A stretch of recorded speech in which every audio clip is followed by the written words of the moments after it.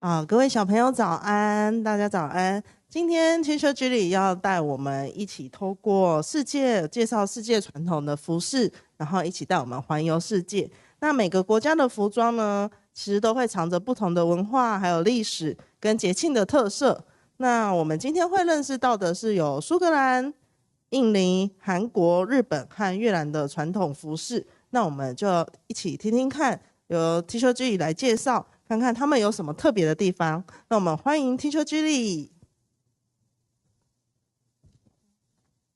Good morning, everyone. Okay, so this topic this week for us for the culture exchange is traditional clothing around the world.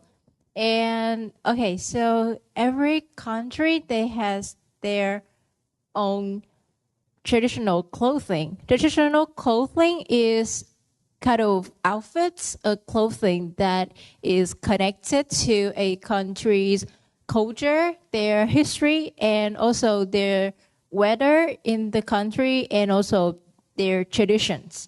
So you can see that those traditional clothing are usually worn in festivals, especially national festival of that country, and in the weddings, and also in holidays or important ceremonies of that country. Okay, so for example, this is the traditional clothing of Hmongs people.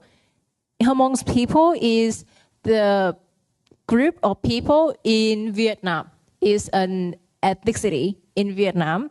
And also here, you can see this is the traditional clothing of Indonesia. Okay, so let's get to know. First, we talk about Vietnam.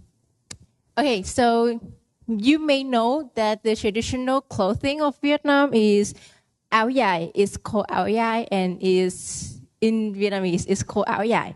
And we will call it áo dài also because we don't really have the English word for that. Okay, so áo dài is a long dress worn over pants. So you can see here, this is such a long dress until your shoes, and under it is a big pants.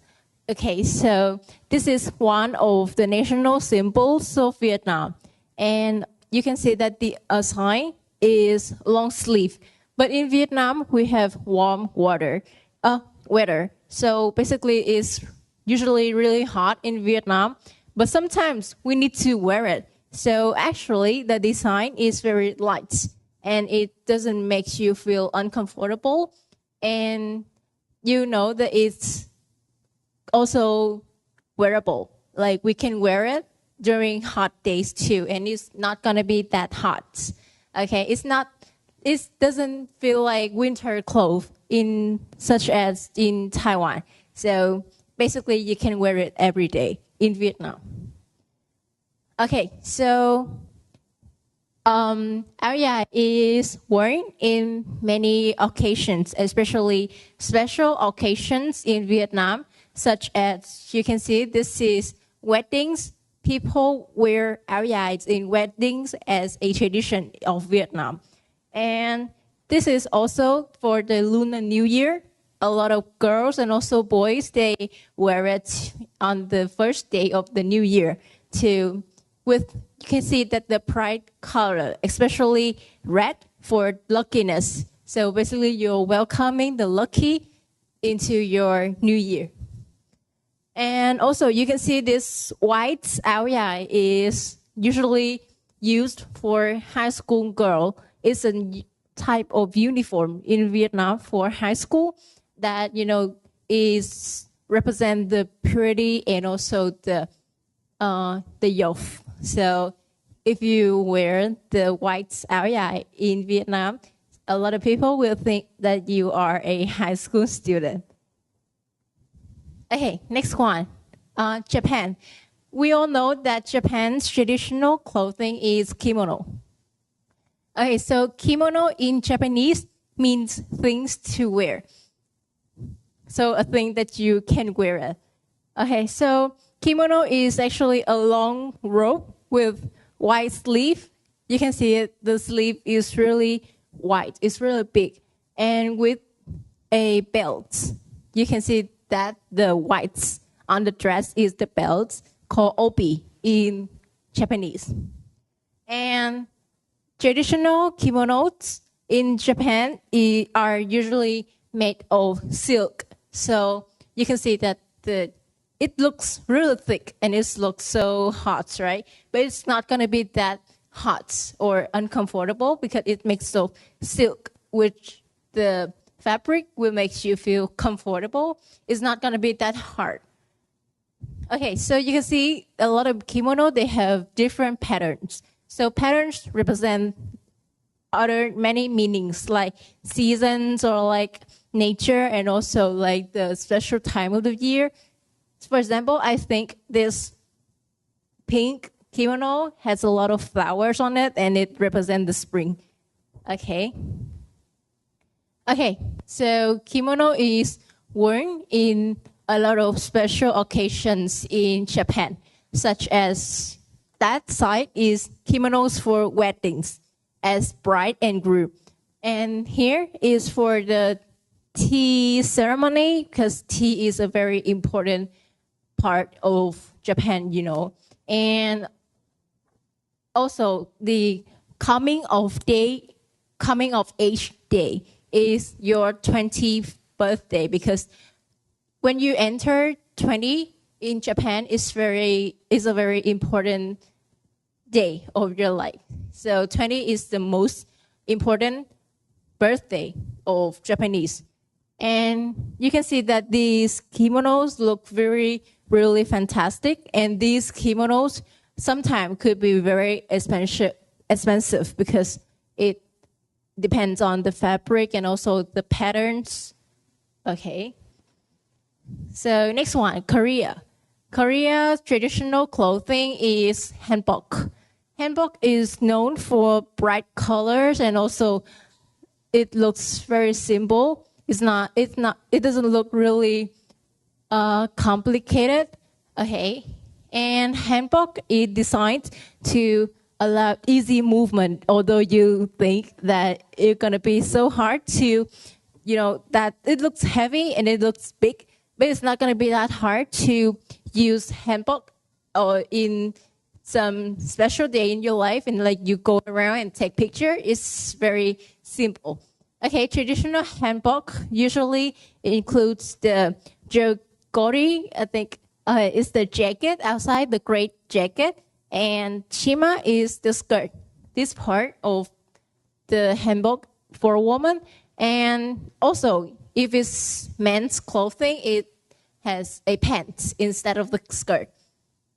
Okay, so people wear hanbok during, of course, like special occasions in their culture, especially the Lunar New Year. It's like Sola and Chuseok. Chuseok is kind of like mid-autumn festival of us.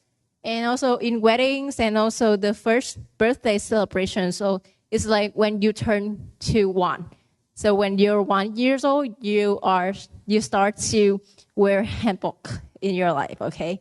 So hanbok has a lot of colors and different colors means different things. For example, blue is for hope and red for passion and also yellow for wealth.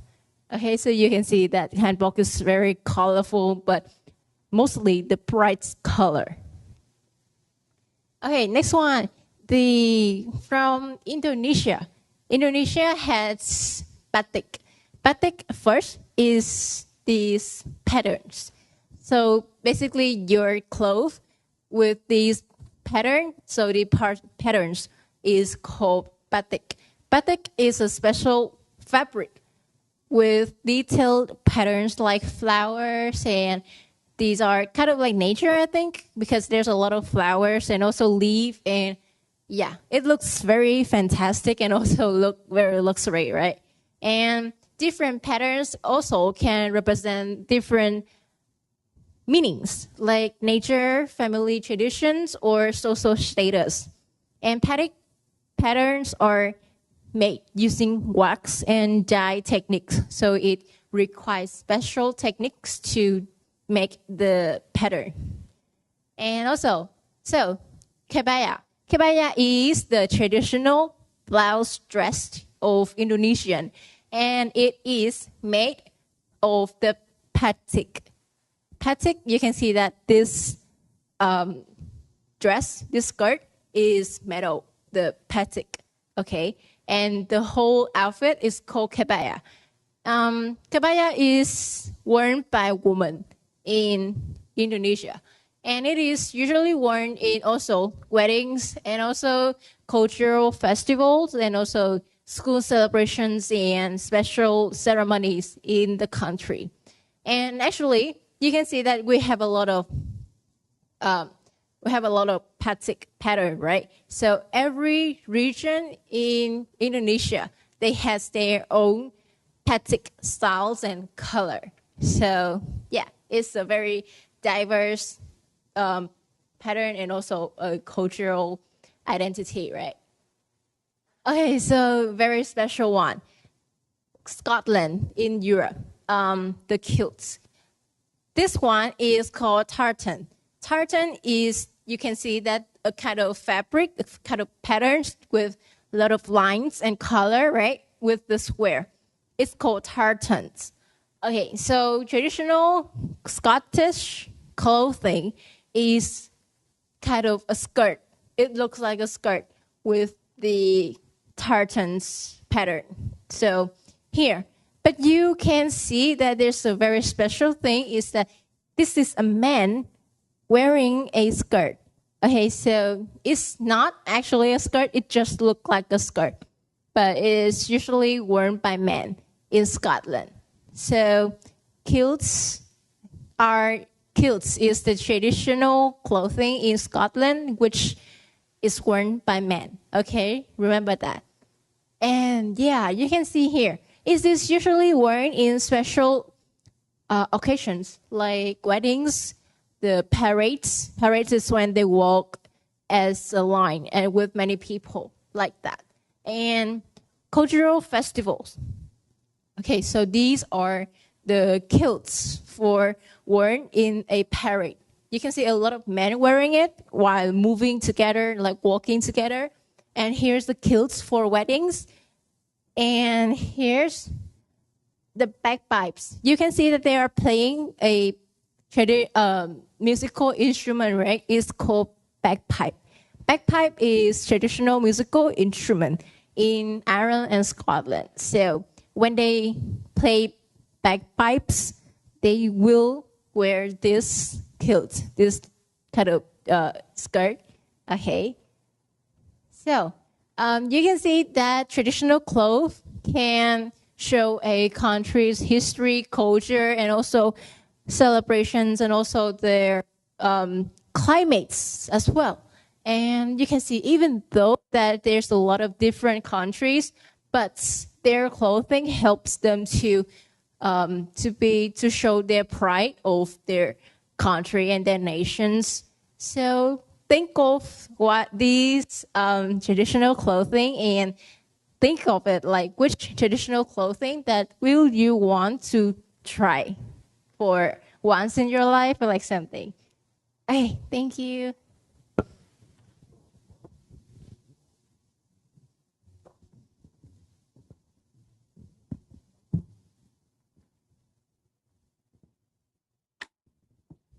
好，我们很谢谢今天 Teacher Julie 为我们分享这么多漂亮的服饰。